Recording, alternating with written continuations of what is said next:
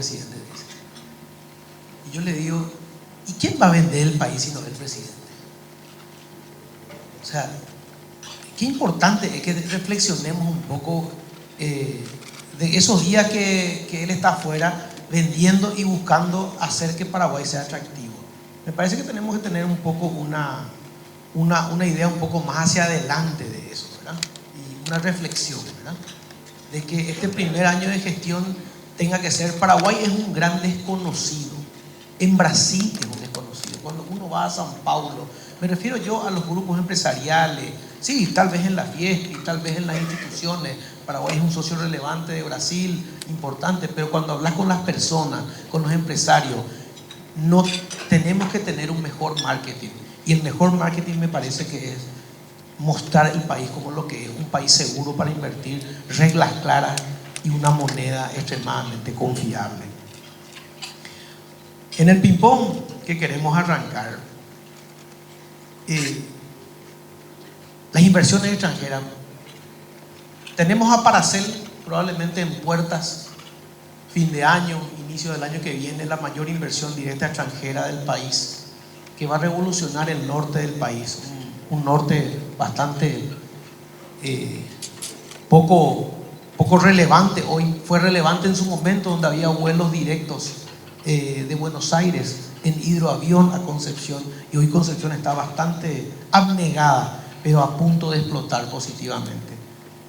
Aparte de para ser presidente, ¿qué nos podés contar? ¿Qué es lo que podemos esperar en términos de todos estos viajes que vos estás haciendo para vender Paraguay, y qué otras inversiones podemos esperar como señales positivas que nos permitan seguir creciendo? Muchas gracias, Ernesto. Muy buenas tardes para todos. Claudio, un placer compartir contigo acá en Paraguay. Te seguimos mucho, siempre tus análisis tan elocuentes en Argentina. Muchas felicidades para la Cámara, con quien me une un lazo afectivo muy profundo. Vos sabés, Ernesto, mi padre creo que lleva ya un poco más de 25 años como director de la Cámara. Trabajó con un grupo de empresarios para la reapertura de la Bolsa de Valores en el año 92, fue presidente de la Comisión Nacional de Valores, así que con una pasión gremial. Yo nunca trabajé en la actividad gremial empresarial, dediqué mi vida al servicio público, pero siempre admiré la pasión con la cual tanto él como muchos otros hacen este servicio de la actividad gremial, que es un servicio público, ¿verdad? No es remunerado, uno sale de su casa, hoy lo está sintiendo, como muchos otros. Así que hoy quiero realmente honrarles, felicitarles. 126 años no es poca cosa, creo que es la institución gremial más antigua en el Paraguay, y esto es realmente una enorme responsabilidad. Así que a todos los que están hoy acá presentes, autoridades actuales, autoridades pasadas, mi reconocimiento, mi agradecimiento, mi compromiso desde este lugar, que así como lo hicieron en el pasado, donde han encontrado en algunos en mayor medida o en otros en menor medida gobiernos que han sabido escuchar y que han sabido trabajar. Vos sabés que nosotros desde Paraguay miramos mucho a la Argentina, Claudio. Para nosotros, por supuesto que Argentina despierta pasiones, a veces a favor, a veces en contra, pero si Paraguay ha aprendido a lo largo de los últimos 25, 30 años, es tratar de blindarse de los vaivenes que sufríamos. Por momentos teníamos que bailar el tango, a veces teníamos que bailar la samba, y hace unos 20, 22 años en el Paraguay, la sociedad paraguaya y los empresarios paraguayos, muchos de los que están acá, se sentaron con un gobierno que iniciaba en el año 2003 y dijeron: señores, pongamos la casa en orden. Empecemos a trabajar en fortalecer al Banco Central, a la política financiera, y ahí se hizo una reforma que yo creo que es un poco lo que Argentina quiere hacer, o el presidente Milei quiere hacer, que es moverse hacia la izquierda de la curva del Laffer, disminuir los impuestos, y esto genera más inversión. Paraguay lo demostró, es probablemente una de las reformas más exitosas que ha hecho el Paraguay, y que hoy es un bien público, ¿verdad? La estabilidad fiscal es un bien público que lo valoramos, que creemos que tiene un impacto tremendo Estamos convencidos los economistas que la macro sí permea en la micro, muchas veces es difícil y no se percibe, pero en realidad es imposible tener una buena microeconomía si la macro no está bien. Y Paraguay hoy está en una faceta donde consolida la macro, pero empieza a hacer algo más, ¿verdad? En términos futbolísticos se llama las 3G. Uno quiere ganar, quiere golear y también quiere gustar. Bueno, Paraguay de alguna manera está ganando el partido. Todavía no golea y todavía no gusta todavía. O sea, a pesar de todos los datos, podemos mirar los datos macroeconómicos que estamos orgullosos, el crecimiento, la inflación que baja, la tasa de interés que está bajando, el crédito que crece, el empleo que se genera, pero estamos lejísimos del lugar que creemos que los paraguayos podemos estar como sociedad, con sus diferentes estamentos. El sector político, la clase política tiene que hacer su parte, el sector empresarial tiene que hacer su parte, la academia tiene que hacer su parte. Pero entrando un poco a tu pregunta, Ernesto, de qué es lo que visualizamos. Nosotros desde el gobierno hemos puesto la mirada hacia una política que es un cambio radical, que es la política industrial y la utilización de uno de los mayores activos que tiene el Paraguay. Y digo uno de los mayores activos porque este es un país realmente que está condenado al éxito, con una abundancia de recursos naturales, tierra, agua, población joven y energía eléctrica limpia, renovable y a precios tremendamente competitivos, ¿verdad? Una hidroeléctrica con Argentina, una hidroeléctrica con Brasil, una hidroeléctrica propia del Paraguay, pero principalmente el potencial de nuevas inversiones para nueva generación de fuentes renovables, tanto hidráulica como energía solar.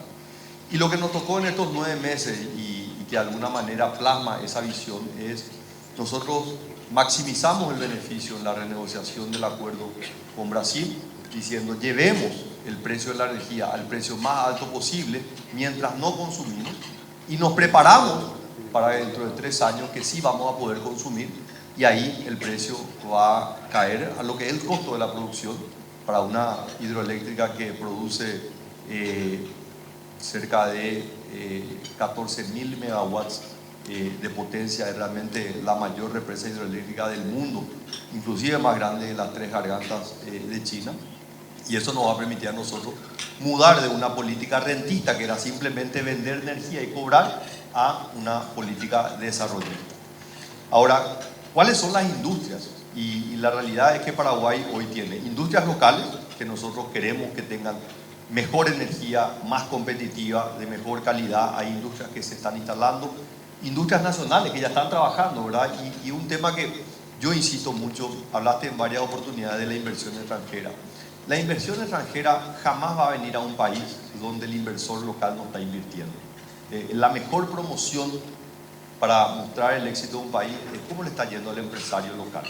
Entonces creo que nuestra tarea principal es entusiasmar, es alentar al empresariado nacional que está anclado, que está clavado en el Paraguay, que tiene todos los huevos en el Paraguay, y tenemos que escucharle a ver qué es lo que le está faltando, ¿verdad? Muchas veces a uno le falta una mejora en la infraestructura vial, a otro le falta la mejora en la infraestructura eléctrica, a otro le falta simplemente que se le escuche, ¿verdad? Que sepa que el gobierno está ahí para poder ayudar. Entonces, para nosotros es fundamental la visión del empresariado paraguayo, que el empresariado paraguayo, que es el que conoce nuestras virtudes y nuestros defectos, salga a combatir, y el gobierno nosotros tener la apertura de poder escucharle a quien realmente conoce del mercado. Y en esa línea creo que nosotros tenemos que tratar de maximizar a la industria y potenciar la industria nacional, pero después tenemos que animarnos a pensar a lo que son las industrias del futuro o que ya están a la vuelta de la esquina. Y ahí nos estamos dando cuenta que hay una carrera a nivel mundial de estas empresas que hoy primero eran grandes servidores de información, después evolucionaron a data center y hoy son centros de cómputo, ¿verdad?, que utilizan abundancia de energía eléctrica y de agua, los activos que Paraguay tiene. Yo creo que esa es una industria o un sector que Paraguay puede capitalizar. Hoy está llamando la atención, le llaman los hyperscalers, los hiperescaladores, que son las 4 empresas grandes, Microsoft, Google, Amazon y no me acuerdo la cuarta, ¿verdad? Pero son las 4 grandes que están en una carrera que hoy están deseando encontrar dónde van a estar los gigawatts, ya no miden en megawatts, dónde están los gigawatts disponibles para poder desarrollar inversiones de billones de dólares, así como la de Paracel, pero en una industria que lo que permite es desarrollar un ecosistema. Y en eso, tocando un tema que tocó Claudio, que es lo de las criptomonedas, ¿verdad? Porque yo vengo del mundo regulatorio. El Banco Central fue la institución en la cual me formé. Y las cripto, hasta el día de hoy, son como el agua y el aceite con el mundo regulado. Sigue siendo un tema controversial. Entonces yo llegué al gobierno hace 9 meses y tenía este prejuicio, este preconcepto, que no veía las criptomonedas como algo viable, y fue todo un proceso de análisis, discusión entre el gobierno, y finalmente nosotros dijimos, señores, vamos a abrir las puertas. Las empresas van a hacer criptominería, que necesitan energía eléctrica, que tienen un tiempo de salida al mercado en 6-7 meses, vamos a darle la posibilidad, y eso es lo que hemos venido haciendo ya con cerca de 50 empresas que están operando en Paraguay y muchas otras que están viniendo. Entonces, para responder a tu pregunta, ¿dónde yo veo el desarrollo en los próximos años? Yo creo que va a ser en industrias tecnológicas que van a apalancarse sobre energía limpia y renovable a precios muy competitivos que Paraguay está ofreciendo. Muchas gracias. Claudio, tu mirada extranjera, argentina y global por tu actividad en las bolsas de valores. ¿Qué tenemos que hacer los empresarios? ¿Cómo tenemos que reinventarnos? Paraguay puede llegar a tener grado de inversión, pero no hay negocios disponibles. Es decir, si nosotros no vemos la pelota y no empezamos a preparar los negocios que estén disponibles para ese flujo financiero, lo que vos bien hablado, viene primero el flujo financiero, pero la economía real no es automática, no es como comprar y vender un papel, requiere de mucho tiempo. ¿Cómo nos miran desde afuera con esa macro fantástica que tenemos como país, que es muy importante, pero como un país que tal vez no tenga tantas oportunidades o negocios listos para disparar? ¿Qué recomendaciones le puedes dar a los empresarios? Bueno, gracias por la pregunta. Empiezo con una pequeña anécdota chiquita de lo que decías, que hay algo para mí muy saliente. Uno de mis primeros trabajos, yo trabajé muchos años en un banco holandés que se llamaba ABN AMRO. Me acuerdo que vine acá la primera vez porque había comprado el Banco Real y estaba acá también. Y ahí habíamos hecho como fuimos a buscar plata para que vengan a invertir. Y la respuesta fue esa. ¿Por qué vamos a poner nosotros plata ahí si ustedes la tienen acá? Si ustedes no creen en su país, ¿por qué vamos a creer nosotros? Porque la mayoría de nosotros ahorraba fuera de nuestro país, ¿no? Como primer dato. La segunda pregunta, o en ese punto de la pregunta, déjame yo preguntarles a la gente acá, algo que hago habitualmente. ¿Cuántas pizzerías hay en Asunción? ¿50? ¿100? ¿A todas le va igual? Tienen el mismo intendente, el mismo presidente, el mismo contexto. Va a depender de cada uno. Y no te van a venir a mirar. ¿Cómo salgo a mostrar que yo soy diferente? ¿Por qué me diferencio? Y yo creo que en el mundo de hoy, viendo a la generación de mis hijos al menos, veo 3 aspectos que quiero destacar. La primera, la transparencia. La transparencia. El ejemplo que siempre uso es, nosotros no vimos cómo cocinaban mientras que nos estaban sirviendo. Y vamos a suponer que al cocinero, mentira, no pasó esto. Al cocinero se le cayó una papa. ¿Qué hace?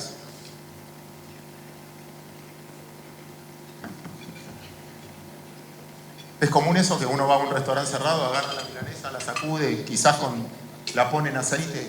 Justo no pasó acá, por las dudas. ¿Qué es la transparencia? En un restaurante abierto que yo veo lo que están cocinando, al cocinero se le cae la papa o la milanesa o lo que fuera, no solo la tira, sino te mira para que vos veas que la está tirando. Y la mayoría de la gente prefiere ir a comer a un restaurante abierto. Mi generación no era tan así, pero la generación de mis hijos, la transparencia vale oro. De hecho, se exponen todo el tiempo, ¿no? En lo que va a hacer. Entonces, para mí es un tema de valores. Porque uno ¿Qué hacemos nosotros si no es vender historias o contar historias? Y una empresa es una historia. ¿Por qué vas a ganar más plata en el futuro? Primero, voy a ser transparente. Segundo, acá voy a hacer apología de lo que me dedico. Una manera de ser transparente siempre es la oferta pública, es permitir asociar. ¿Por qué? Porque el principal de los reguladores, perdón que quizás te suene una falta de respeto, no es el Banco Central, es el minorista, que mira los balances antes que uno. Pero quizás lleva tiempo eso. Pero una manera que para mí es incluir a tu recurso humano. ¿Cómo hago para contener una persona con talento? Si no es tener acciones de la compañía. Que no esperes la indemnización, sino que esperar desde ese punto, la relación de la compañía para mí es el segundo punto. Y el tercero, sí, la asociación pública-privada. La micro no funciona si la macro está mal. Vengo de un país que da fe por eso. Pero la macro no funciona si la micro no reacciona. Porque si no, ¿de dónde recauda? El Estado necesita tanto a la micro como que la micro ordename las cuentas para... Y esta relación es la que yo festejo. Que es agarrar y decir, un presidente diciéndote qué necesitas para ser más efectivo, no por vos, para que el país recaude más. Y vos decirle, ¿qué necesito para ser más productivo? No solo por el país, sino para que recaude más. Perdón si fui extenso. Gracias, Solo para agregar un tema que yo creo que es más doméstico, ¿verdad? A tu punto de Paraguay, eventualmente grado de inversión, ¿verdad? Y acá yo creo que hay que hacer una aclaración o profundizar sobre este concepto. El Paraguay, si nosotros medimos por el riesgo país, que se mide la diferencia de la tasa de interés de un bono soberano con la tasa del Tesoro americano, ya es grado de inversión. O sea, el spread que tiene Paraguay medido de esa manera ya es un país grado de inversión. Las calificadoras de riesgo todavía no lo ponen, ¿verdad? ¿Qué quiero decir con esto? Que nosotros nos podemos levantar mañana, pasado, con el anuncio de que Paraguay llegó al grado de inversión. En las cuentas fiscales no va a haber un gran cambio, pero sí se abre la posibilidad para el sector privado. Ahora, los fondos de inversión no van a venir a invertir si no existen los vehículos para poder invertir. ¿Y cuáles son los vehículos? Son las empresas, pero no son todas las empresas. Son las empresas que están en el mercado de capital, que tienen la gimnasia de publicar sus balances. Y digo esto porque este ha sido un proceso incipiente, creciente, pero todavía muy pequeño, donde 25, no sé cuándo fue, cuándo empezó NGO a publicar sus balances. 95, hace casi 30 años. Y digo, le veo a estos señores porque estos señores fueron de las primeras 5 o 6 empresas que tomaron la decisión de ir al mercado de capitales. Y en el año 95 ellos se beneficiaron de una reducción impositiva. ¿Al costo de qué? Al costo de mostrar sus balances. Y uno va a decir, ¿y por qué van a esconder los balances? Si no hay nada que esconder. Pero la realidad es que en el 2004, cuando se aprobó la ley de modernización tributaria y disminuimos la tasa nominal era del 30%, pero la tasa efectiva era de menos del 10%. O sea, había una evasión monumental.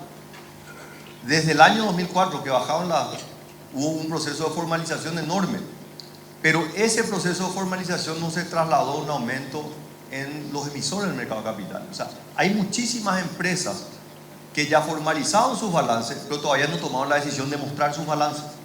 Y existe ese temor. Y yo creo que ese es un temor hoy infundado, porque en el mercado la competencia no se da por saber cuánto vende mi competencia, no está por ahí. No está definido por cuánto vendió o cuánto ganó mi competencia. Uno tiene otros indicadores. El mercado es el que te dice realmente si tu producto es bueno o no, ¿verdad? Entonces creo que Paraguay y los empresarios paraguayos, y veo acá muchos banqueros, ¿verdad?, que han hecho esto, que es un poco una evangelización, ¿verdad? Y ha ido de ambos lados, ¿verdad? Porque los bancos muchas veces preferían que sus clientes se financien en el banco y que no vaya al mercado de capitales, generando un retraso del proceso de la inversión, ¿verdad? Porque el banco te financia a largo plazo, pero te obliga a amortizar desde el primer año o el segundo año. Sin embargo, cuando emitís el mercado de capitales, vos podés hacer una emisión y vas a amortizar recién dentro de 10 años o dentro de 5 años y pagas solamente los intereses.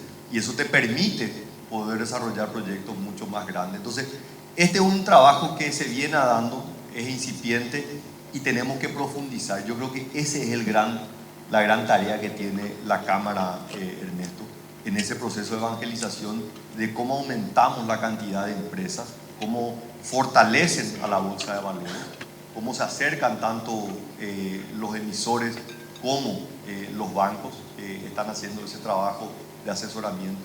Hoy en el Paraguay ya prácticamente todos los bancos, los más grandes, tienen su propia casa de bolsas, pero todavía sigue habiendo esa disyuntiva a ver si el crédito está en el balance del banco o simplemente va al mercado de capitales, ¿verdad? Creo que esa es una parte que si nosotros entendemos cómo funciona el mundo, eso le va a permitir al Paraguay prepararnos, tener el músculo para cuando llegue ese momento del grado de inversión y en la medida que Paraguay siga ganando un nombre o siga teniendo una mejor chapa a nivel internacional, esto va a permitir que vengan flujos de capitales muy importantes que se van a combinar con el conocimiento de mercado que tiene el empresario paraguayo.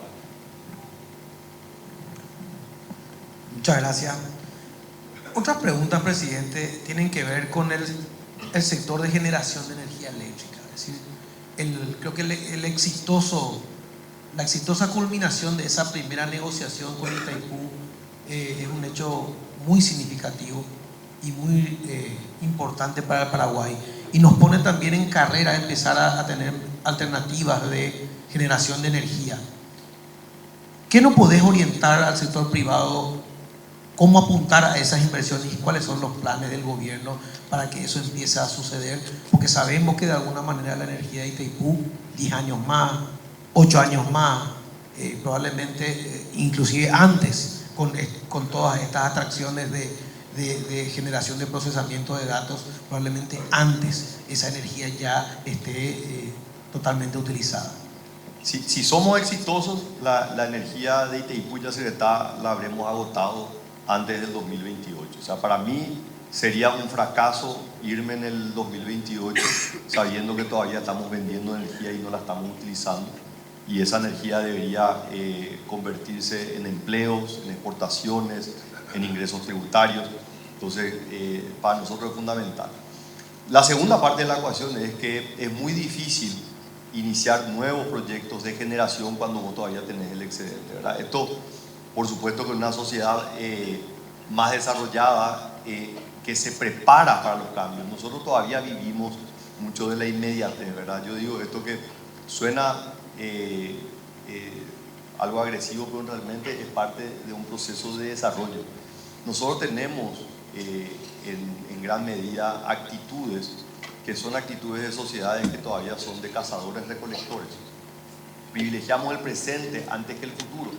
Y esto no es para sentirse mal, es parte de un proceso de desarrollo, ¿verdad? Porque cuando el presente te quemaba, vos decías, ¿cómo me voy a preocupar por el mañana? El hoy es el que me preocupa. Para un país que 15 años atrás o 20 años atrás no existía el crédito. O sea, no es que no haya crédito a largo plazo, eran muy pocas las empresas que tenían acceso al crédito. Nosotros 20 años atrás o 25 años atrás salíamos de una crisis bancaria muy profunda, entonces la escasez del crédito era tremenda. Hemos caminado, hemos transcurrido un camino, pero todavía nos falta cambiar la mentalidad de prepararnos para los grandes cambios. Y uno de esos es empezar a hacer inversiones que hoy pueden que no sean rentables, pero nos van a preparar para un futuro que es inminente. Y ahí voy a mencionar algunas áreas. Uno, la decisión de entrar al mercado eléctrico brasileño como un elemento central de la negociación. Nosotros dijimos, Brasil tiene que cumplir algo que ya se había comprometido en el año 2009. Lugo y Lula ya habían firmado en el 2009 un compromiso de que Paraguay podría entrar al mercado eléctrico brasilero y nunca se cumplió. Entonces le pusimos como un elemento, dijimos, perfecto, vamos a entrar, pero tienen que saber que hoy el mercado eléctrico brasilero tiene abundancia de energía, entonces el precio es un precio de mercado. Entonces nosotros tenemos que tomar la decisión de entrar sabiendo que el precio puede ser un precio inferior a lo que nosotros podríamos vender localmente. Pero nosotros tenemos que poner un pie en el mercado eléctrico brasileño. Porque si nosotros ponemos un pie en el mercado eléctrico brasilero, se abre un mundo de oportunidades en generación de energía eléctrica, tanto hidroeléctrica como en energía solar. Y también sabemos que muchas de estas industrias que queremos que se vengan a instalar, el caso de Paracel tiene ya de hecho un contrato que va a generar energía y va a conectarse al sistema eléctrico, que fue el primer contrato que se firmó. Entonces, estos son cambios importantes. Nosotros tenemos que apuntar al uso de la energía, y el uso de la energía nos va a llevar a la generación de nuevas fuentes y de nuevas inversiones. Y ahí contar que presentamos, y recordame, ya se presentó el proyecto, ¿sí? Esta semana que pasó yo di entrada a un proyecto de ley que modifica la ley de generaciones de fuentes renovables, porque nos habíamos encontrado que la ley daba un plazo de 15 años para los contratos y nos dimos cuenta de 15 años. O sea, escuchamos de las propuestas y 15 años es poco. Esto hace que el costo de la energía, la cual tiene que venderla la ANDE, sea un costo muy alto. ¿Cómo se solucionaba? Y hay que alargar el plazo. Entonces presentamos la semana pasada un proyecto de ley que esperamos se apruebe rápidamente, y esto va a permitir que lancemos una licitación de 100 megawatts para la primera inversión de lo que va a ser una planta solar en Paraguay a gran escala para venta al sistema eléctrico nacional. Así que creo que el camino va por ahí. No tenemos que tener miedo a que utilicemos toda nuestra energía. Yo lo que sí creo que tenemos que prepararnos, porque va a haber un escenario donde no tendremos más el excedente que tenemos hoy. Ese es un buen escenario. Lo que tenemos que hacer es prepararnos para producir más energía. Presidente, otro caso de éxito es el caso de la maquila. La maquila ha tenido un crecimiento muy importante, y Paraguay es hoy una herramienta para el industrial brasileño para ser más competitivo. Esto empieza a ser una realidad importante. Los números reflejan un crecimiento muy importante. Hace poco inauguraste un BPO que le hace servicio a Amazon y está en Ciudad del Este. La maquila de servicios, por la energía que tenemos, por la cantidad de jóvenes que tenemos que tienen ganas de aprender, porque hay países donde no hay ganas de aprender. En Paraguay, esto nos decía esta empresa norteamericana que decidió venir a Paraguay para atender a Amazon y atender a otros grandes jugadores globales. ¿Cómo ves este escenario desde el gobierno, Paraguay siendo una atracción de servicios de maquila globales en toda esta justamente revolución digital? Yo creo que el modelo de maquila es un caso de éxito. Para Claudio, no sé si está familiarizado, pero Paraguay es la segunda economía más abierta de América Latina. La número uno es México, por su relación comercial con Estados Unidos, justamente por el régimen de maquila. Y el segundo país de mayor apertura económica es Paraguay, también por el fuerte comercio que tenemos principalmente con Brasil. Y la maquila, que es un marco jurídico que se creó en el año 2005, no tuvo un crecimiento importante sino hasta el 2013, 2014. Ahí empezó a tener un auge muy grande. Y esto respondió a una estrategia que hizo Paraguay de acercarse al empresario brasileño y decirle: nosotros no queremos traer ni un empleo de São Paulo, nosotros queremos traer los empleos de Asia. Ustedes importan 100.000 millones de dólares al año de Asia, nosotros creemos que ustedes van a ganar más dinero si esos productos los traen desde Paraguay. Y tuvo un crecimiento tremendo: autopartes, textiles, plásticos, tuvo un crecimiento enorme. Y en paralelo, Paraguay tomó un impulso en el desarrollo de centros de atención, los BPO o Contact Center, que ya fue una iniciativa ya hace varios años, pero hace unos 6, 7 años empezó a tener un nuevo impulso cuando Nestlé compitió con todas las sucursales de Nestlé de América Latina, diciendo: nosotros queremos hacer un centro de atención en Paraguay para que preste servicio a 3 o 4 países. Un éxito rotundo, tremendo el éxito. Entonces, lo que estamos descubriendo, y nos dicen los propios empresarios nacionales y extranjeros, es que, principalmente extranjeros, es que en los papeles Paraguay le cuesta competir con otros países. Paraguay es un gran desconocido, como vos decías, lo peor es la incertidumbre. Entonces, pero hubo actos de fe o saltos de fe a lo largo de estos años, y cada uno de estos actos de fe han sido tremendos éxitos que le han empujado a la industria a tener que entrar en estos sectores. Por ejemplo, en el 2013, cuando viene un empresario español en representación de una empresa japonesa, Fujikura, y se va para abrir una planta de autoparte en Brasil, y le dice, no, en Brasil es imposible, los costos, los sindicatos, ¿y qué hacemos? Porque tenemos que vender a Brasil y vamos a Paraguay. Le dijo, ¿estás loco? ¿Cómo Paraguay? Efectivamente se instaló, y a lo largo de los siguientes años vinieron 5 de las 7 ensambladoras más grandes del mundo. Y cuando yo le preguntaba, ¿y por qué venía a Paraguay? Y no puedo si mi competencia está fabricando 40% más barato que yo. Entonces, eso pasó también, y yo creo que va a venir en el segmento de BPO. Yo creo que más allá de los beneficios adicionales que se puedan hacer, y hoy hay una duda de si la ley habilita la maquila de servicios, sí es claro que en la zona franca se puede hacer servicios, ¿verdad? Que también era un gran temor, ahí está el ministro de Economía, ¿verdad? Siempre tienen miedo de que las zonas francas sean utilizadas para evitar pagos locales, ¿verdad? Y no necesariamente prestar afuera. Pero ya creo que hay 2 zonas francas que están habilitadas para prestar servicios. Pero las empresas que hacen BPO, tanto la de Nestlé como el caso de esta empresa que es una multinacional que le presta a Amazon, ¿sí? Ellos desean entrar en el régimen de maquila de servicios, pero hoy no está habilitado. Y hay una discusión ahí, el ministro de Industria le está torturando al director de ingresos tributarios que trate de encontrar la parte de la ley que le pueda permitir, ¿verdad? Ahí también está el asesor jurídico de la presidencia tratando de usar todo su ingenio. Pero nuestra lógica es que la mejor política social es la generación de empleo. Nosotros obviamente creemos que los ingresos del Estado son fundamentales para invertir en salud, en educación, en infraestructura, en seguridad, y nosotros creemos que el modelo de desarrollo de Paraguay, de tasas bajas y una base amplia, es el modelo exitoso. Ahora, nosotros estamos dispuestos a discutir absolutamente todo, yo dejé siempre claro, siempre y cuando la discusión sea disminuir un impuesto, yo estoy abierto a discutir. Lo que no estoy abierto a discutir es aumentar una tasa o un impuesto. Así que yo creo que Paraguay, y nuestro cálculo, Ernesto, es que nosotros podríamos generar, sin despeinarnos, unos 100.000 empleos se podrían generar en el segmento de BPO, Contact Center. Hay fortalezas enormes que se están descubriendo, por ejemplo, el tema del idioma.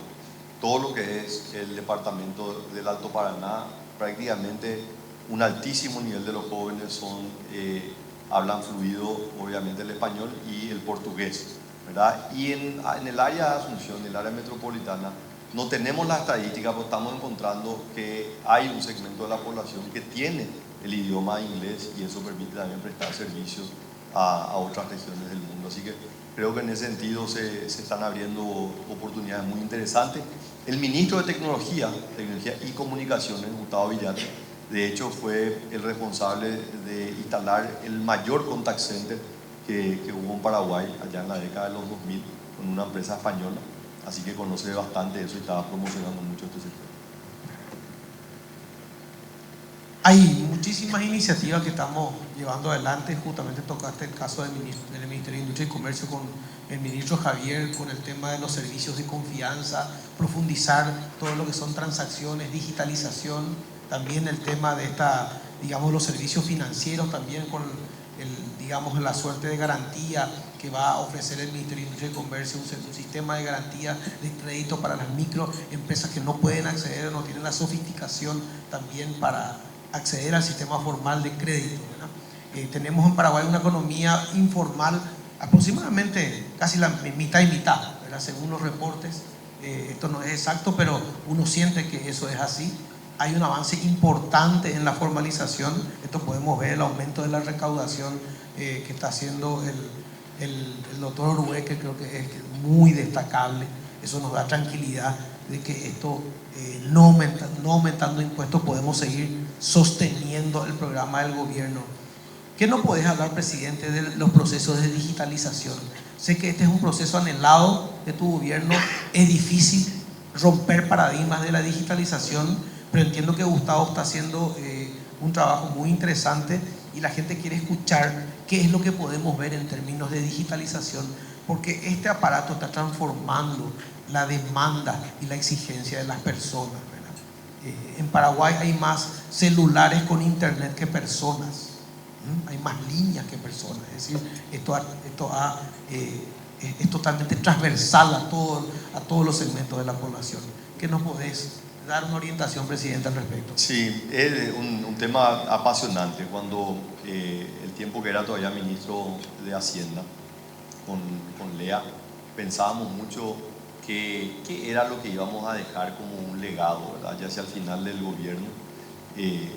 Ya decíamos, no podemos simplemente concentrarnos en la estabilidad macroeconómica. Teníamos a Carlos ahí en el Banco Central, hacía un trabajo medianamente razonable, ¿verdad? Y nos empezamos a poner y a trazar tareas en diferentes ámbitos, ¿verdad? Empezamos a mirar el tema de la reforma del sistema de salud, la reforma del sistema de educación, que no son las áreas tradicionales del Ministerio de Hacienda, pero nosotros decíamos ya simplemente decir que cumplimos el déficit fiscal, ya no era suficiente. Y uno de los temas fue una agenda digital, empezar a trabajar en una agenda digital.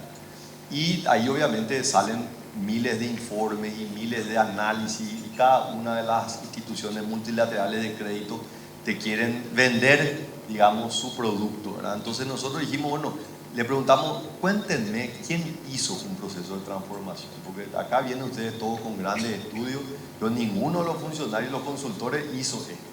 Entonces, ¿quién hizo? Y bueno, Estonia, ya apareció el caso de Estonia. No, Estonia es un caso emblemático, tiene más o menos el tamaño de Paraguay, y hizo una transformación. Bueno, ustedes le pueden traer a la persona que hizo esto. Hizo el presidente de Estonia, fue el que hizo. Entonces, le trajimos al expresidente de Estonia y vino acá. Yo me acuerdo en la primera reunión le dije, ¿qué es la transformación digital? Y él me dijo, yo te iba a decir lo que no es. La transformación digital no es comprar servidores y computadoras. La transformación digital es un cambio cultural de cómo se relaciona el Estado con el ciudadano y cómo se comunican los ciudadanos entre sí. Entonces, eso a mí me quedó clarísimo, porque todos te decían, no, vamos a construir el gran data center, no, vamos a comprar computadoras. No, eso no es el cambio. Y ahí entra, por ejemplo, todo lo que es la burocracia, el costo de la burocracia, ¿verdad? Entonces, cuando nosotros obviamente no pudimos, diseñamos la estrategia, ya llegó el cambio de gobierno, no la pudimos implementar. Entonces, cuando retomamos el año pasado, dijimos, no, vamos a implementar esto. Y ahí yo elegí a dos personas que para mí son claves, ¿verdad? Y vos mencionaste recién. Uno es el ministro de Industria y Comercio, que es un empresario, ¿verdad? Que lo único que hacía era quejarse de la burocracia pública. Entonces le dije, Javier, vení ahora, deja de quejarte y ahora vení vos a cortar la burocracia. Porque la digitalización, yo no quiero digitalizar un trámite que no tiene sentido, yo quiero eliminar trámites. Entonces, yo quiero que todos los días pienses qué trámite podés eliminar dentro del Ministerio de Industria y Comercio, que es el ministerio, digamos, sectorial que más se vincula con el empresariado. Y le traje a Gustavo, que es una persona del mundo de la tecnología, nunca en su vida había trabajado en el sector público. Entonces, ellos están todo el día pensando en cómo generar las condiciones. ¿Qué es lo que pasaba en estos 9 meses? Salió una ley que permite que toda la documentación, cédula de identidad, registro de conducir, habilitación, vos puedas tener en el celular. Ya no tenés que tener documentos físicos. Y salió otra ley que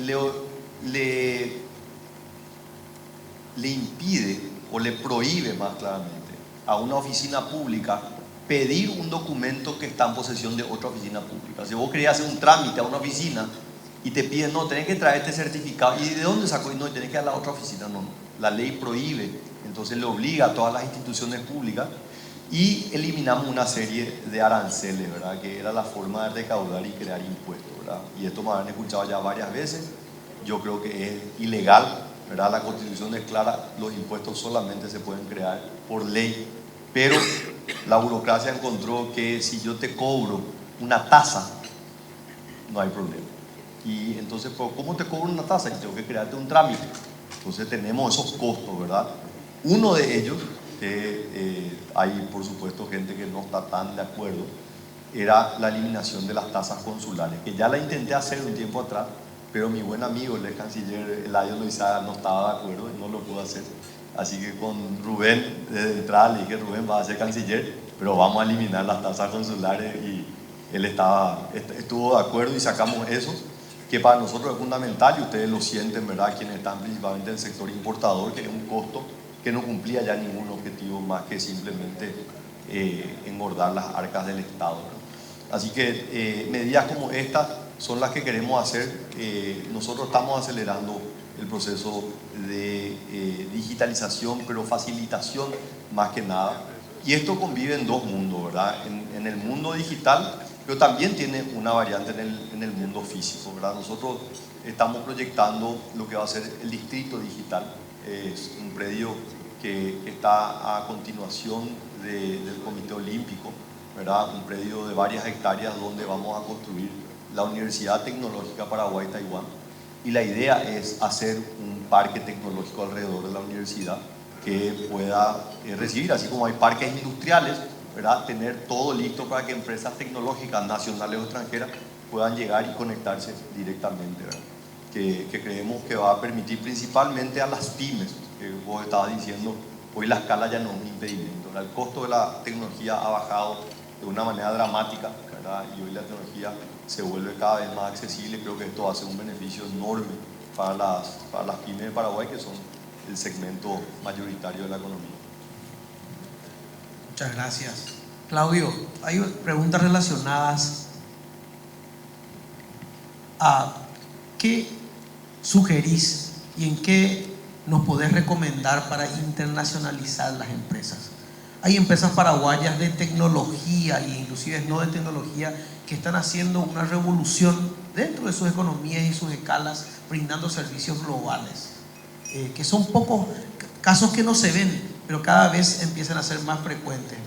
Pero llevando esto al grado de inversión y justamente tratando de entender cómo vamos a poner los negocios disponibles para cuando esté el flujo financiero, ¿cuál es la recomendación? ¿Qué lo sugerís para que nos animemos a empezar a salir y empezar a mostrarnos más como oportunidad en la región y globalmente?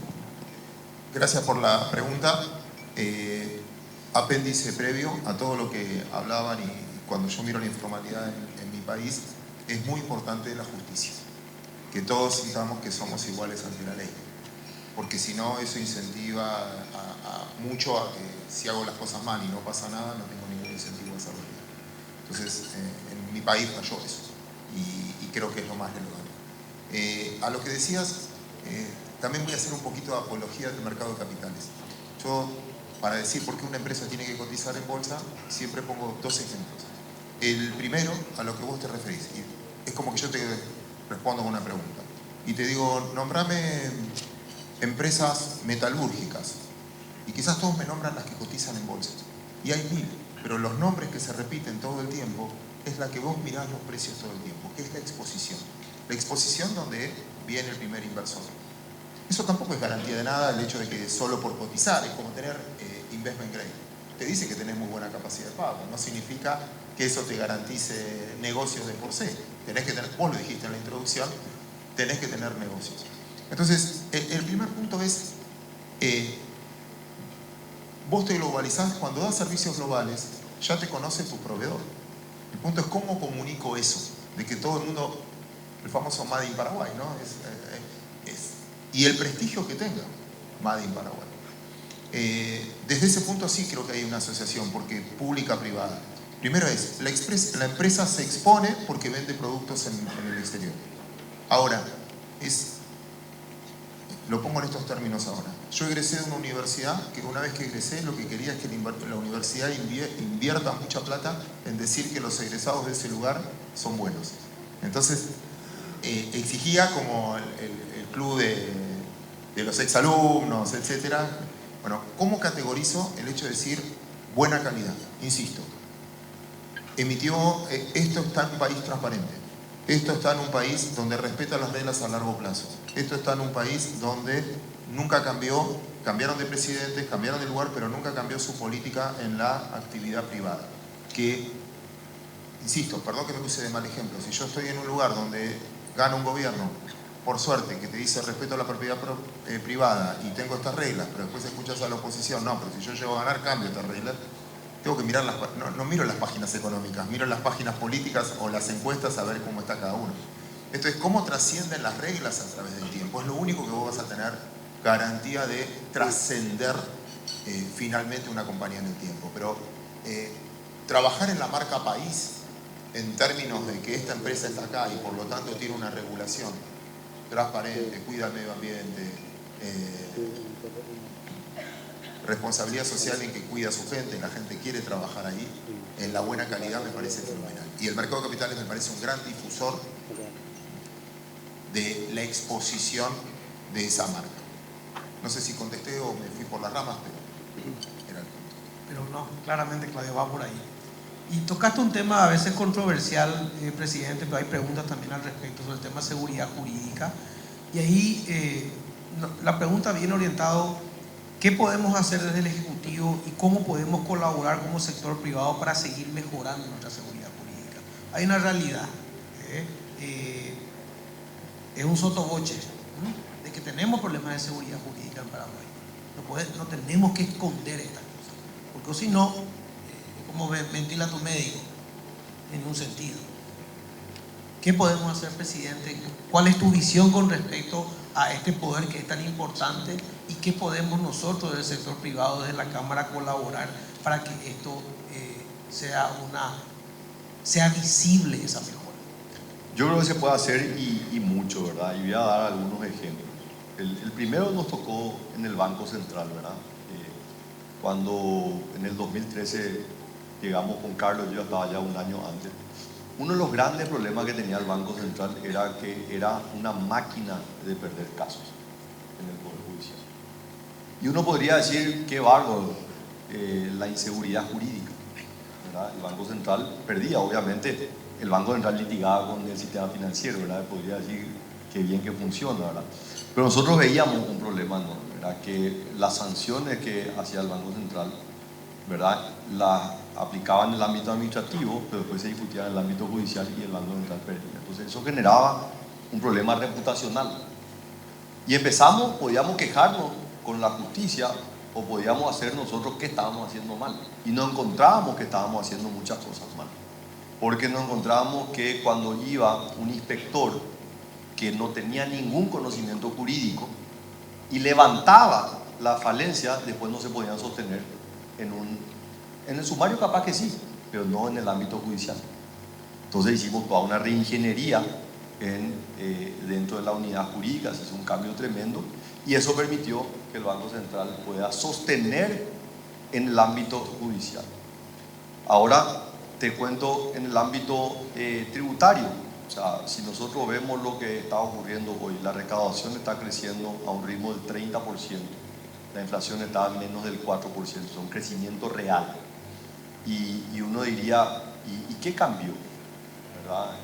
Y cambió el órgano de aplicación, ¿verdad? Teníamos antes dos instituciones separadas, hoy tenemos había una que había avanzado mucho más en el desarrollo tecnológico y esto permitió generar unos beneficios tremendos. Los que estaban pagando impuestos no sintieron ninguna diferencia, pero claramente los que no estaban pagando impuestos hoy están pagando. Entonces, esta es una mejora sustancial dentro del ámbito administrativo del Poder Ejecutivo. Ahora, creo que hay estas son dos cosas que ya hemos hecho y hay otras iniciativas que nosotros estamos trabajando. Una de ellas es que nos sentamos con los diferentes poderes del Estado. A la semana que asumí, les invité y les dije, señores, lucha frontal a la corrupción. Este es un mal endémico. Acá no sirve de nada estar señalando, no es tu culpa, parece esa caricatura de Spider-Man que todos se señalan, ¿verdad? Yo le digo, acá o luchamos todos o no lucha nadie. Entonces, firmamos un compromiso, presidente de la Corte Suprema, presidente del Congreso, presidente de la República, Contralor General, Fiscal General del Estado. Todos trabajemos juntos y pongámonos, primero, 90 días para diseñar una estrategia nacional y a partir de ahí empezar a aplicarla. En noviembre del año pasado aprobamos esa estrategia y hoy se está aplicando donde está haciendo un análisis de brecha, dónde están los grandes problemas, porque muchas veces decimos la inseguridad jurídica, sí, pero el resultado final es consecuencia de debilidades institucionales anteriores. Y esto me lleva un poco al último punto que para mí creo que va a ser los cambios más grandes que vamos a ver en el ámbito privado y en su vinculación con la justicia, que es la seguridad sobre la tierra, la tenencia de la tierra.